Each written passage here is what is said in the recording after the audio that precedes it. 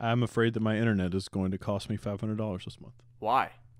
I don't know. I'm just because they have all those charges like a service charge, an equipment charge, a No. toilet paper charge. No, I don't know that. It's just like a flat rate of like $60 or whatever I pay. Well, it is, but the first time you get it installed, they have like a service fee and like a router. Like I had to get a new router.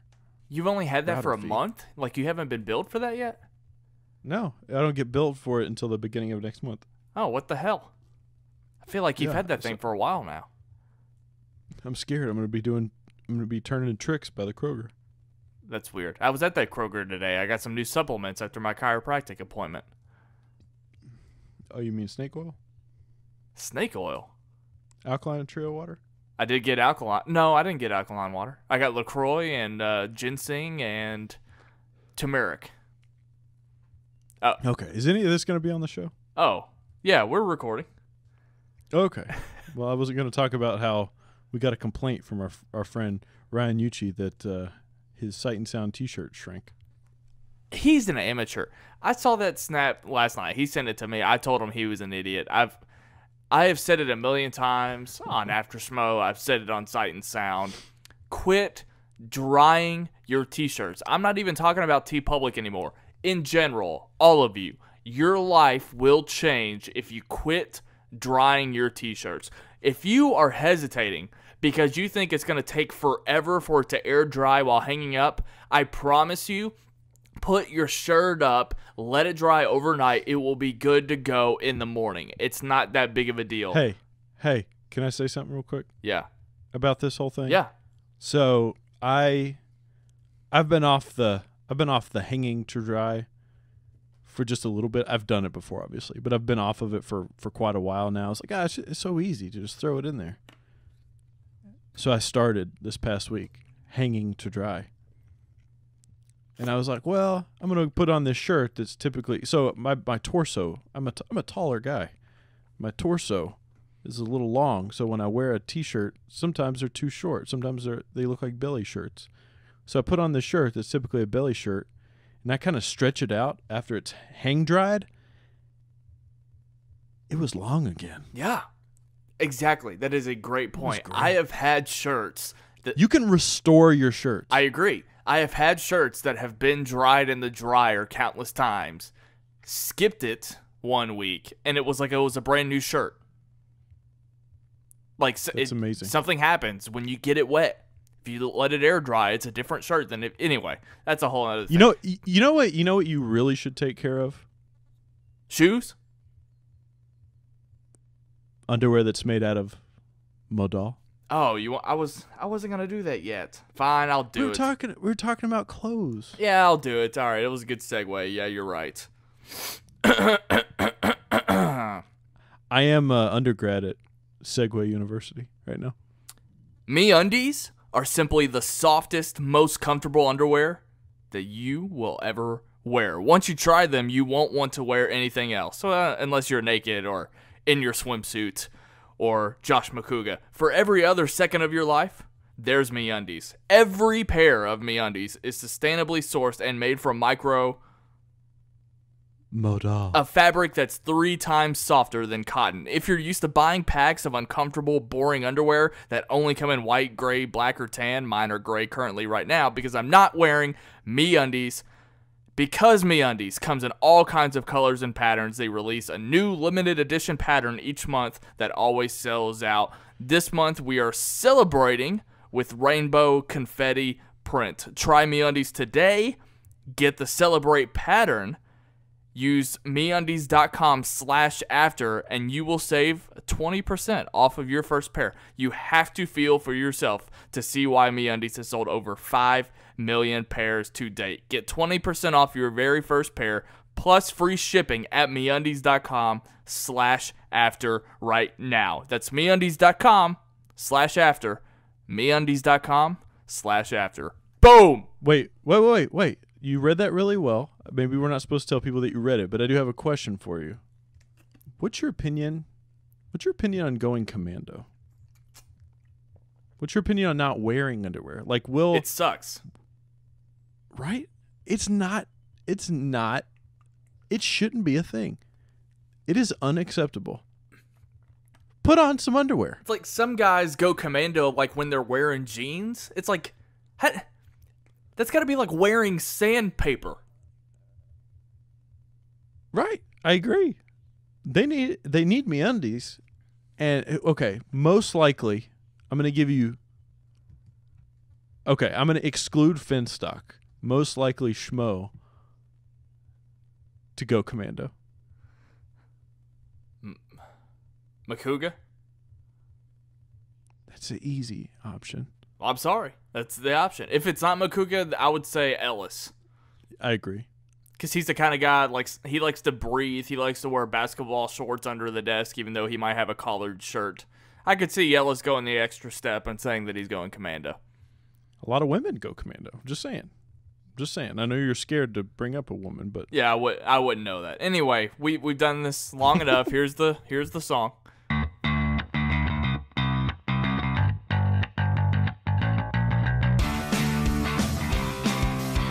Welcome to After Schmoe. My name is Ryan Snelling, and I'm joined by, from afar, via Skype, Jay Williams. What's up? That's me, J to the A, Y to the E, feeling fantastic. Sam Raimi's Spider-Man are not very good. Is that your hot take for the week? It is. You're wrong. Spider-Man 2 is pretty good. Spider-Man 2 is really good. I watched Civil War because I had Spidey fever. I've had Spidey fever lately, so I watched Civil War. Oh, can I tell people what I've been watching? I need every movie fan to pay very close attention right now. We don't want to hear about this crashing show. It's some British show on Netflix. We get it. No, every one of you should feel so jealous right now. This whole thing that Cobster does of not watching trailers to go in blind, I've taken it to a new level. The third Planet of the Apes movie, War for the Planet of the Apes, is about to come out. Yeah. That was last week's show. I have watched... I had seen... what is it? Dawn of the Planet of the Apes? What's the first Rise. one? I don't understand why it's called Rise. Isn't Dawn like the beginning? It should be the reverse, yeah. That's right. Anyways, I watched Rise of the Planet of the Apes for the second time, but the first time in 6 years, and I watched Dawn of the Planet of the Apes for the first time, like the other day, and I will have seen the third one this weekend. And like I said, I took it to a new level. It's like watching Lost. It's like binging Lost, but you're binging the movies. It's fucking great. Are you bringing this up because RB3 was tooting on Twitter towards me when I was talking about Rise? Oh, he just doesn't like you anymore. I guess not. You and RB3 are having a legitimate beef. He was playing some semantics game. Let me just say this. We went into this. One of our things with Christian when we started back this show, one of the things we told him was that he could breathe deep because we were going to be the show that he didn't have to worry about. We were going to be he could just let us do our thing, and he has. Yeah. Who would have thought in a million years that of all people, first of all, you would have been the one to feel RB3's wrath? I mean, he let you have it the other day. Oh, come on. Not really. Let me have it, please. You're also bad at reading things that are nonverbal. You're like, he was screaming at me. Yeah, that's fair. That's fair. Makuga knows how to do this because we've picked on Makuga, or at least I've picked on Makuga, and he knows just to ignore it because it's not serious. So he's doing it correctly. I don't even think I've given RB3 a hard time on here. I've given Beardo a hard time on here. He doesn't say anything, so he knows what he's doing. I don't know. RB3 was tooting because I said the Rise of the Planet of the Apes trailer spoils everything, and he's like, well, it doesn't spoil everything if you haven't seen the movie because you don't know what. And I was like, okay, I know that I'm speaking retrospectively. That's fine. It was one of those things. We were both right in arguing semantics, and I was just like, okay, it's fine. It went back to what I hate so much about internet culture and how we have to just respond. And you know how it is being on our YouTube channel. People have to come in and be like, well, because you didn't say it exactly how I wanted you to say it, I'm going to argue this point, and it goes nowhere because ultimately my response is just, yeah, I know, to whatever they're saying. So that's all it was. It was just like, okay, this doesn't even need to be an argument. We both know what we're talking about. Right. You just sat there and listened to me go off about RB3 for no reason. Yeah, I did. I mean, look, I think it's funny. I think about it how, like, I don't know, how Finstock or Tom Dagnino deals things. He says, well, he's just a loser. Like, if Christian were to tweet at Tom Dagnino and say, "Oh, the After Schmoe guys were talking shit about you," he wouldn't. All he would say is, "Well, they're losers." Right. And I mean, it shuts it down immediately. Speaking of, and I've just got to. I know we're going to get into the show in a minute, but I just have to say this. It's a little strange that they're going all out with retiring Finstock. That he is just Tom. Like they casually brought up his name and just in conversation, like, yeah, we were riding over the thing with Tom. And I was like, who the fuck is Tom?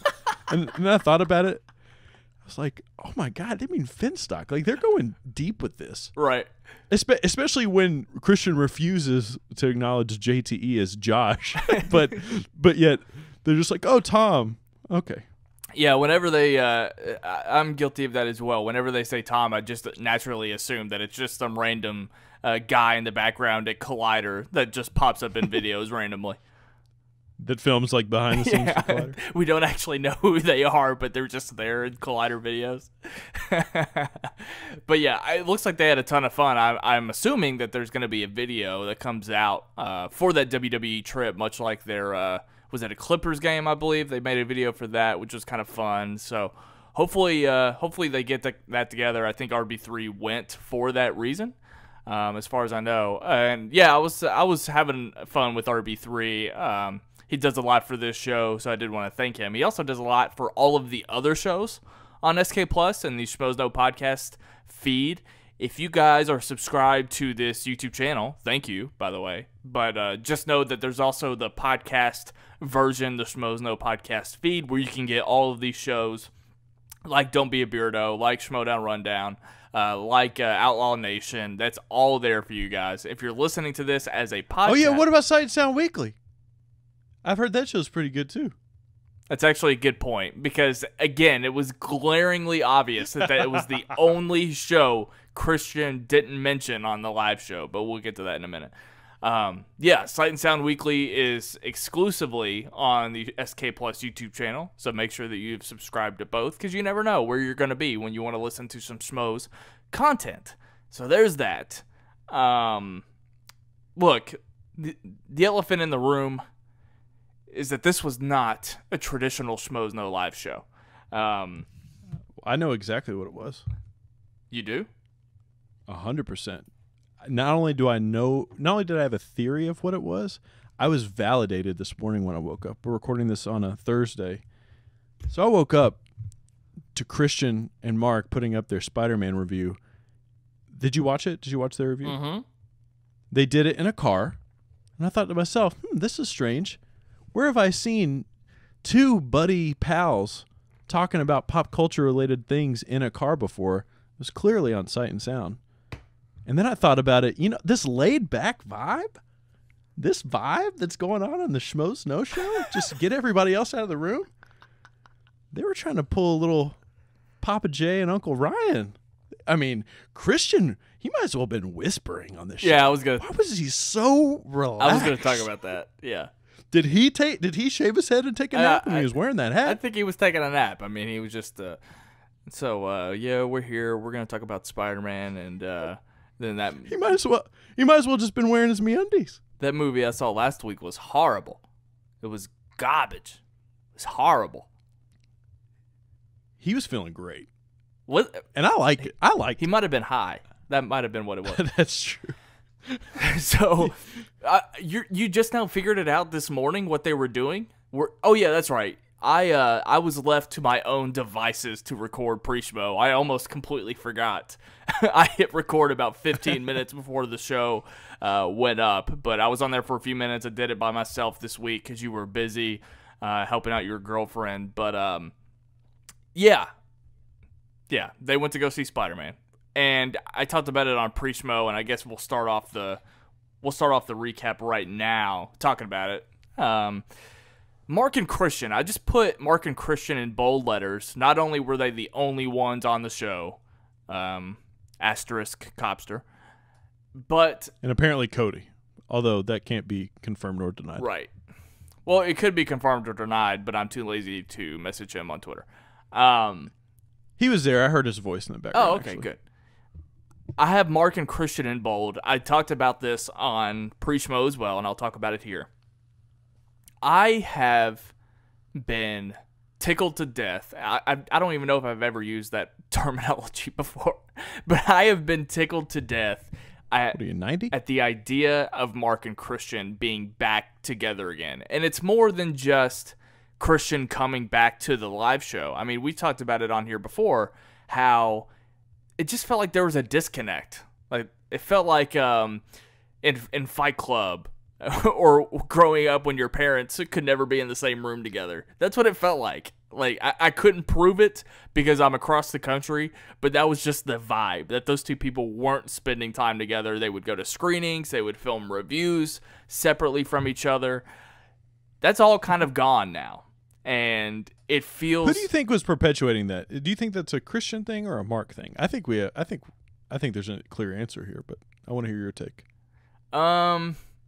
I don't know. I guess it depends, because the live show debacle, Christian leaving the live show, wasn't the catalyst. They were already missing each other when it came to reviews and screenings prior to that. I would say that, well, maybe it's for the same reasons. Maybe it goes back to the family situation that Christian had, and he was kind of stumbling through things, and that's why they couldn't go see screenings with each other, and then it ultimately dominoed into the live show debacle. So I would say Christian is the catalyst. I disagree. I think it's clearly Ellis, especially after this whole discussion about him wanting to be more of a loner. Let me just say this. Mark and I can relate to you, brother, because I am like this. In fact, you get weirded out when we go for too long without talking to each other. And I've said it before. I've said it to significant others. I've said it to family members. I've said it to my dogs. I've said sometimes I need my me time, and I need to take a step back. I need to retreat into my cave. And I thought you were leaving Ellis. the podcast for a minute. You were still talking. Oh, about no. I think it was Ellis, and I think it was Christian that was like, no, let's get back together. We know he's going through his midlife crisis right now. He was like, no, let's sit down. Let's just do the review in the car. Like, come on, let's live a little bit. Here, take a hit of this joint. Ellis is like, I got to get back and do the Collider review with Perry and Roca. I don't have time for this. Come on, Ellis. Was he a part of that? I actually didn't even see that review. Yeah, he was a part of it. The three of them. That's hilarious. That's another thing I want to talk about. John Roca.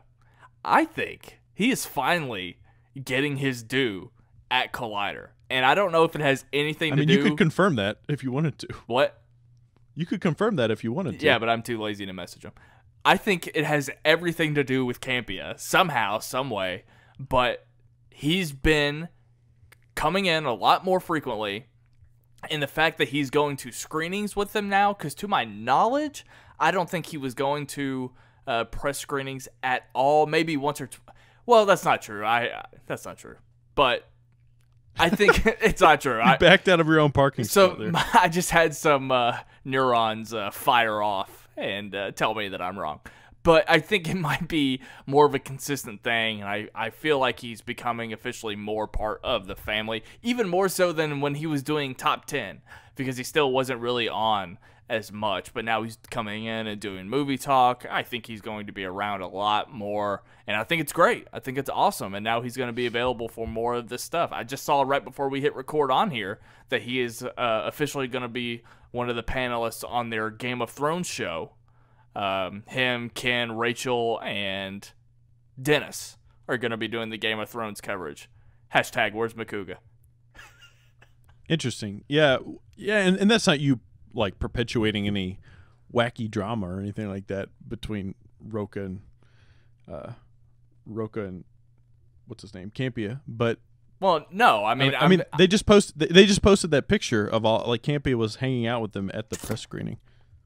I wasn't trying to make a thing about Campy. I just think, like, it was timed at the exact same time. So, in somehow, some way, I think that has something to do with it. But that's all I was saying. Yeah.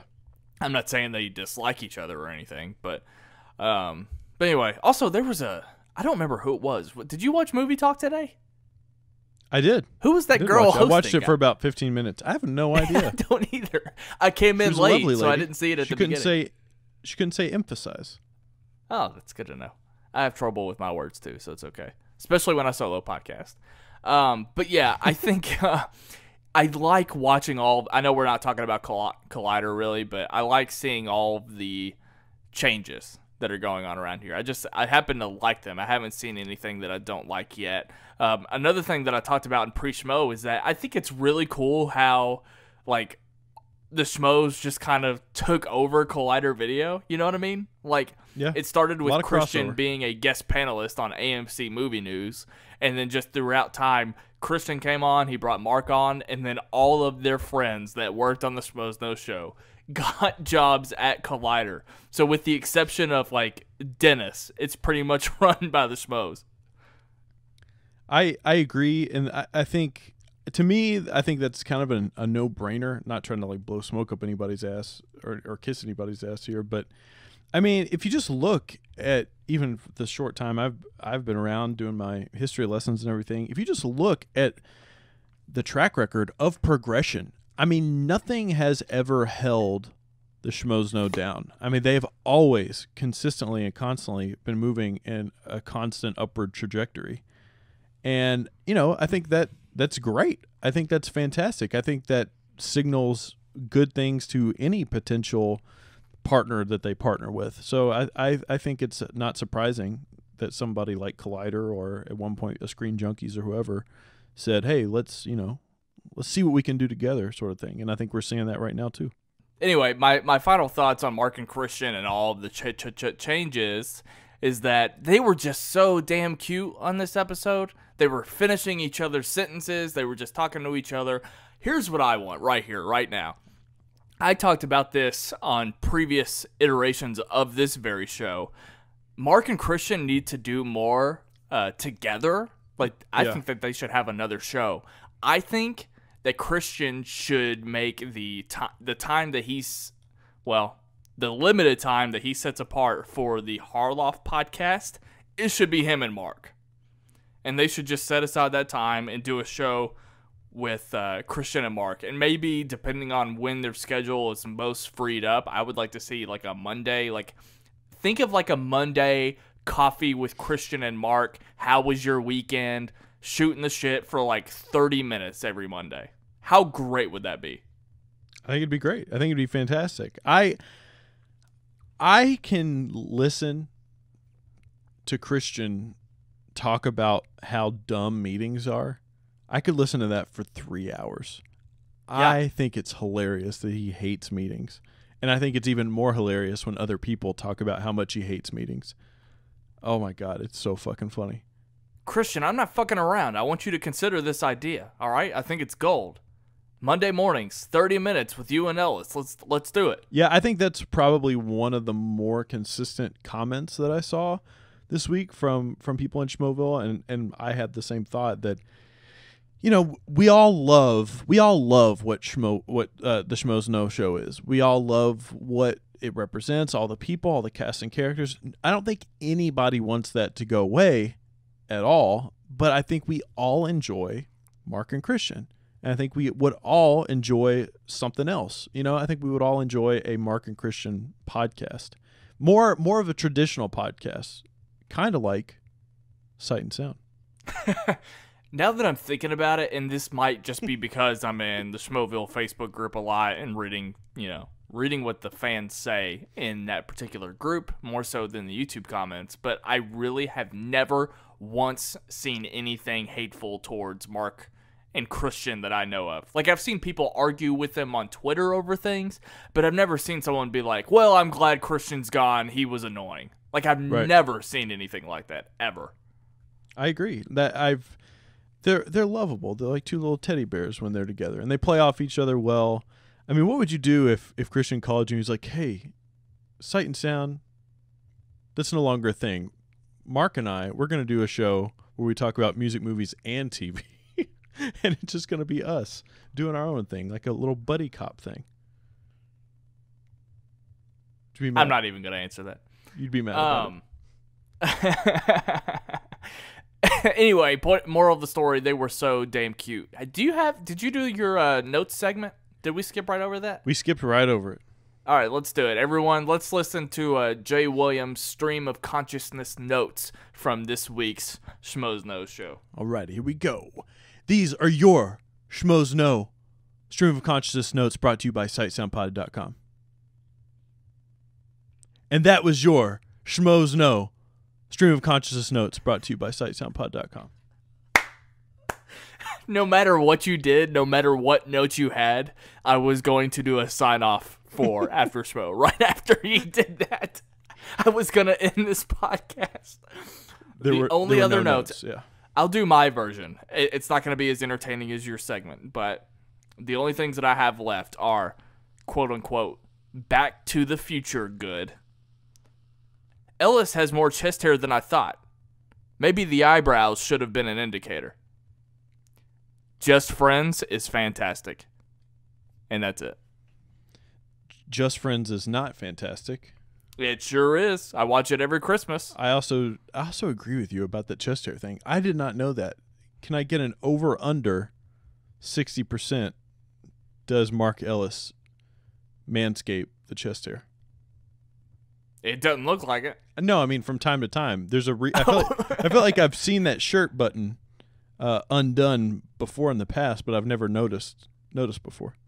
Oh, you think that's what it is? Like the fact that we're just now noticing his chest hair? You think it's because of Manscaped? I'm just throwing it out there. You could reel it right back in. It's up to you. I could call him on air and put him on the spot. No, I'm just kidding. I'm not going to do that. Again, there's not a whole lot to talk about.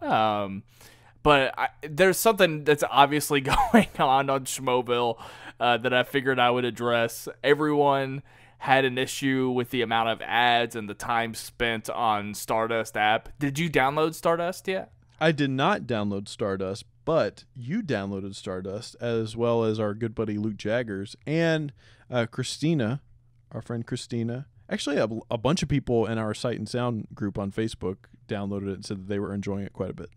Yeah, not going to lie. I literally saw a wave of Schmoevillians get that app. So shout out to that company who was smart enough to get the Schmoes to endorse that app, because a wave of people downloaded that app all at once last night. And I've already seen people go crazy with it. I've got 2 videos up myself right now, so I definitely think you should check it out for sure. It's a smart app. It's a smart app. There's we're familiar with some features on that app. I made an account for you. So oh, did you? Thank you. Yeah, sightsoundpod.com or not .com. I want my own. I don't like sharing accounts. It's about a fucking brand, and we can do twice as much work. We're not having this discussion on here. Is this what? Yeah, Christian so I and Mark downloaded do the app. I thought it was really cool. I like how expansive the app is.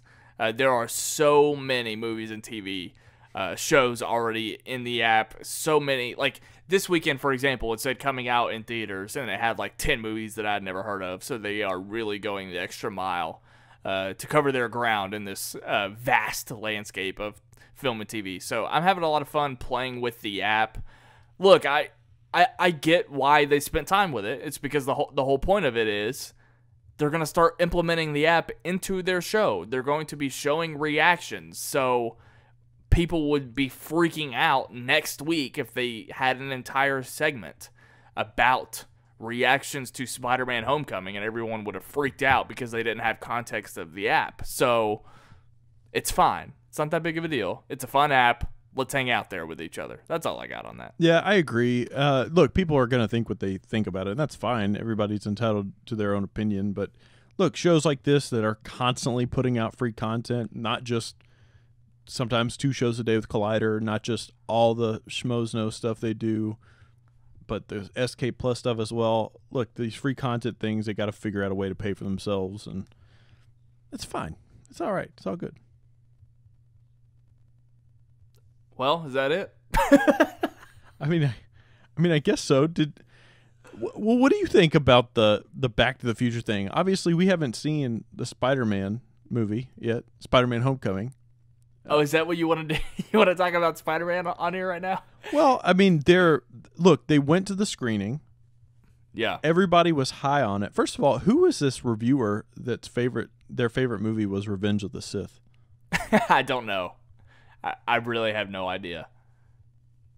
Yeah. Everyone that I know or follow in this film space, with the exception of, I can't think of any prequel lists except Knapsack, but I'm talking about like legit film critics. I can't think of anybody. Yeah, I don't know either. That was quite a strange encounter. It's got to be someone that doesn't like Star Wars in general. That's the only way I can see it. Like, I can't imagine a true diehard Star Wars fan loving Revenge of the Sith the most. It's got to be someone who doesn't care about the franchise at all, but the third one connected with him the most.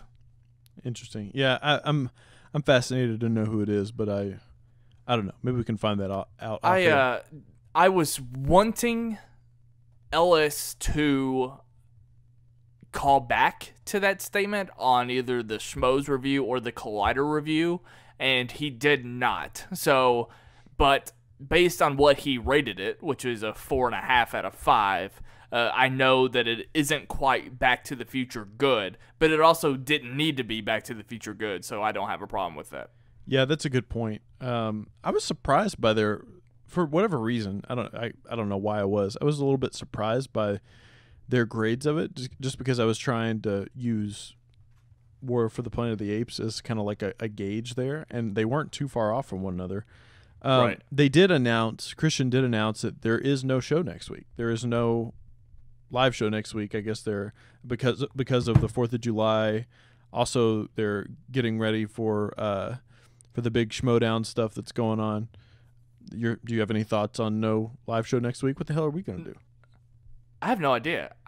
Actually, yes, I do know. We're going to take the week off as well. Okay, there you go.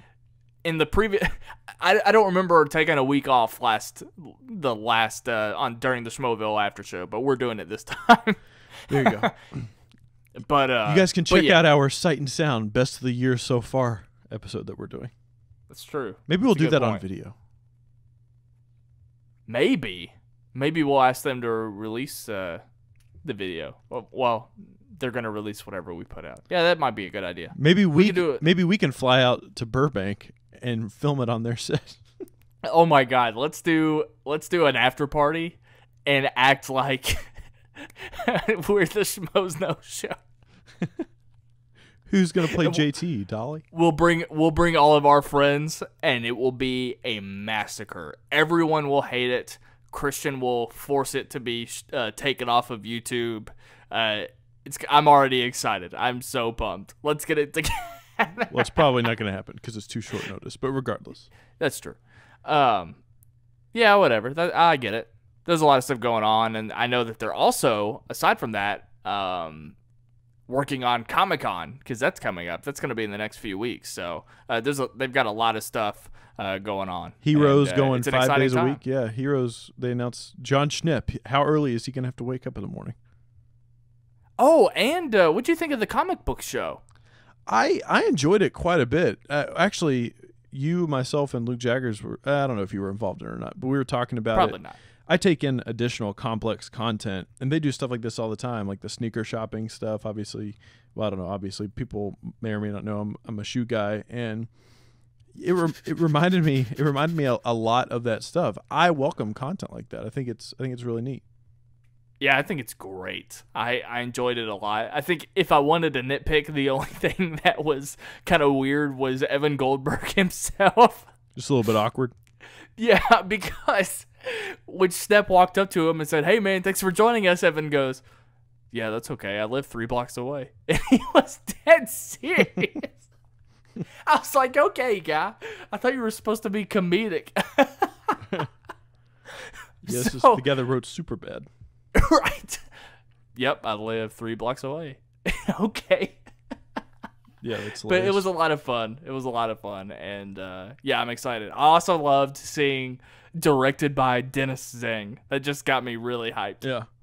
No, I think it's an exciting time to be it's obviously an exciting time to be a Schmoes fan, but I think it's a really exciting time to be a Collider fan, just because I think everything's so different right now. We talked about that at the top of the show, but it is. It's everything's so different, and I don't think we really have a grasp on where things are going. Like, in case you guys are wondering, we don't know. We haven't talked to anybody. We don't know like a master plan or anything. I think that's exciting for a fan group like this. Yeah, I agree. Another thing that's exciting is that we're sort of on the road to 400,000 subscribers. They crossed the 350,000 mark a few days back. And so, yeah, I think Comic-Con, again, will be a huge push like it was last year. And I think that's pretty cool. Pretty cool to see. Absolutely. Can't wait to get Same to 1 million. Hopefully, Comic-Con gets Schmoes over 300,000. That's what I want to see, because they haven't been able to get over that hump in a while. So, I actually am kind of curious as to who takes on duties for Collider and Schmoes. Obviously, for not Jedi Council, for Star Wars. What's that thing called? What's a Star Wars convention called? Oh, I'm forgetting. Star Wars Celebration. Star Wars Celebration. You had Christian and Campia doing the stuff for Collider, and you had Mark doing the stuff for Schmoes. I'm actually curious because Mark's been doing so much hosting on Movie Talk. I'm curious to see if he actually does the Comic-Con Collider stuff and if Christian does the Schmoes Know stuff. This is my take, and I could already hear Christian telling me the reasons why I'm totally wrong. But I would like to see Christian. I know that he's head of something at Collider, number 2, as I understand it.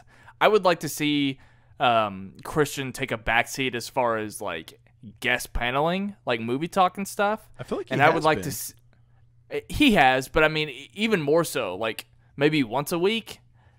And I would really like to see him still front run, like physically, Schmoes Know. Like during Comic-Con, I would like to see Christian and Mark doing Schmoes Know stuff, and I would like to see people coming in and doing stuff for Collider, like Makuga, maybe not Makuga, but Makuga and Roka and all of those guys. Let them fill in the blanks at Collider, because, yeah. Was Christian still doing stuff for Fandango at Comic-Con last year? No, not to my knowledge. The last time I remember Fandango doing anything was last year's Sundance. Oh, okay. I can't remember. As far as like large events, I think that he worked for Fandango after that. And then they went to some premiere, or they were at the they did the Oscars, I think. Last year's Oscars, maybe? They were on the red carpet. Okay. Anyway, I don't know. Fuck it. Is there anything else while we're talking Collider? Do we have anything else? I don't think so. I think we've milked this cow for all she's got. Yeah, that's fine. It makes sense. Half of a Schmoes Know live show, half of an after Schmo. Jay Williams, thank you so much for joining me over Skype. Where can everybody find you? You can find me at Jay Williams, J to the A to the Y to the E, on Twitter and Instagram. It's the same for both. I'm also doing Sight and Sound Music every single Friday. If you're listening to this on a Friday, like later in the afternoon, at night, you can check out Sight and Sound Music. I'm breaking down all the new releases from the week. We're going to be talking Jay-Z's 444, if I haven't heard it, because it's on Tidal. I'm also going to be talking about the relationship of music and video. Are music videos relevant? I'm going to be answering those questions. Ryan, where can they find you? Do you think Christian has any idea what Tidal is? No, I don't. I don't. If you look at his Twitter profile pic, you will learn the answer to that question. You can find me on Twitter and Instagram at WhatUpSnell. Grab some Sight and Sound merch, sightsoundpod.com. July 1st, so in a couple days, we're dropping a brand new line of shirts. So definitely check that out. We will be posting them like crazy because they're really good looking. So you're going to be good looking if you wear them. There's a link in the description for our YouTube channel. And that's all I got. I'm done. Thank you so much for joining me on After Schmoe. Check us out on pre-Schmoe. No, not next week. But we do pre-Schmoe in general before the live show. So definitely be on the lookout for us there. Thank you so much, guys. I love you, RB3.